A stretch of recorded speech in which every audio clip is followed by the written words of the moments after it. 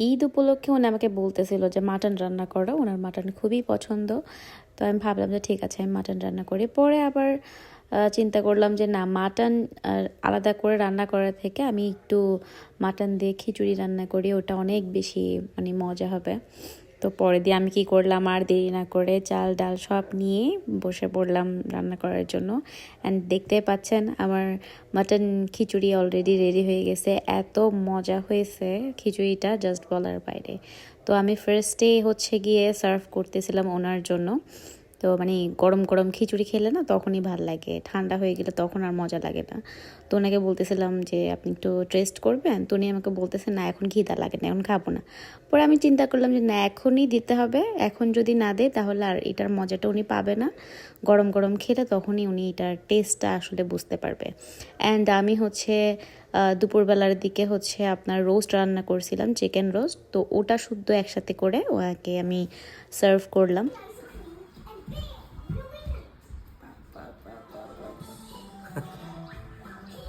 What is this? ওকে বলেন কেমন আছে?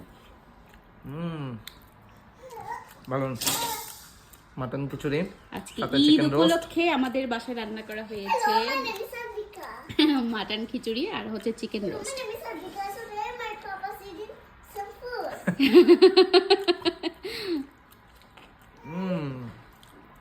ঠিক আছে। এই যে ওনাকে সার্ভ করার পরে এখন আমিও নিয়ে বসে গেছি খিচুড়ি।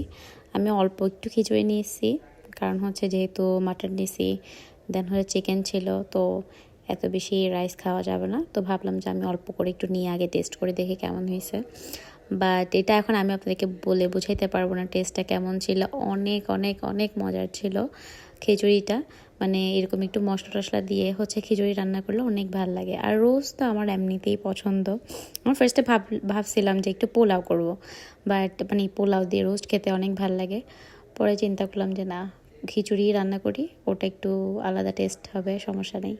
তো সেই জন্য পরে দিয়ে আমি চিন্তা করলাম যে ঠিক আছে এখন রোস্ট আর খিচুড়ি মাটন খিচুড়ি দুইটা একসাথেই হচ্ছে গিয়ে মিক্সড করে খাই, ওটাই ভালো। আপনাদের যাদের মাটন খুবই পছন্দ, আপনারা চাইলে এইভাবে একবার খিচুড়ি রান্না করে খেতে পারেন মাটন দিয়ে। আই হোপ আপনাদের অনেক ভালো লাগবে। এই খিচুড়ির সাথে যদি একটু আচার থাকতো তাহলে আরও জমে যেত একদম বিষয়টা। তো আপনার চাইলে খিচুড়িটা যখন রান্না করবেন তখন আপনারা একটু আচার দিয়েও খেতে পারেন, তাহলে আপনাদের আরও অনেক বেশি ভালো লাগবে। যেহেতু আমাদের আচার ছিল না, সেই জন্য আমরা এভাবে প্লেন খাচ্ছি, বাট তারপরে এটা অনেক মজা হয়েছে। আপনারা চাইলে একবার ট্রাই করে দেখতে পারেন, অ্যান্ড গরম গরমই খাবেন, তাহলেই ভালো লাগবে। সো আমার আজকে ভিডিওটা এখানেই শেষ করছি। সবাই ভালো থাকবেন, সুস্থ থাকবেন। আর আমার ভিডিওটি যদি ভালো লাগে তাহলে অবশ্যই সাবস্ক্রাইব করবেন। Bye bye.